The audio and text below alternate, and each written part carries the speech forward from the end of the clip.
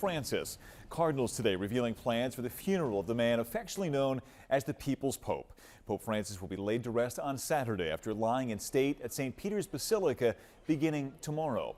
It is Tuesday afternoon. I'm Brian Taft. And I'm Sarah Bloomquist. We're learning more about the plans for Pope Francis's funeral. The 88-year-old pontiff passed away peacefully at the Vatican yesterday. Dignitaries from all around the world are expected to attend the funeral service on Saturday right there in St. Peter's Square. That service will follow 3 days of lying in state, a chance for the public to pay their final respects. A live look now at the Vatican, where mourners continue to gather this afternoon. Action News reporter Annie McCormick live outside the Basilica of Saints Peter and Paul now with more on the locals who will travel there to pay their respects to the Pope. Annie.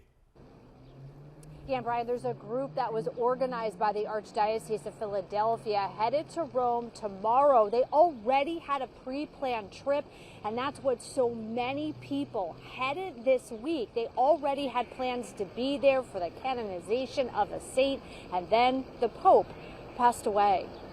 We were all set for the canonization, and then we had to pivot now for the Pope's funeral mass. Father Stephen DeLacy was already leading 75 pilgrims from the Philadelphia Archdiocese to Rome to see Carlo Acutis become a saint.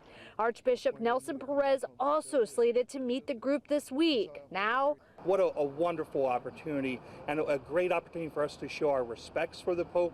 They will be on the world stage attending the funeral mass of Pope Francis, set to take place on Saturday morning. President Donald Trump and the First Lady will attend alongside dozens of other world leaders, including the Prince of Wales and French President Emmanuel Macron. Catholics with pre-planned trips to Rome are now at the epicenter of preparations for the funeral, like this family from South Jersey. He did so much to bring in everybody, and I think that's important.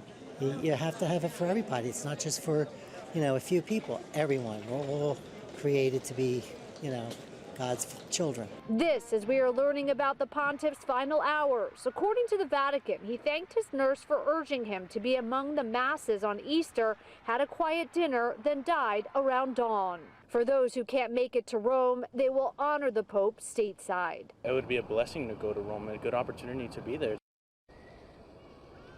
Now, the funeral is set for 10 a.m. Saturday morning. That's Italian time. That means you can watch at 4 p.m. here in Philadelphia. Now, reporting live outside of the Basilica of Saints Peter and Paul, Annie McCormick, Channel 6, Action News. Sarah and Brian. Annie, thank you so much.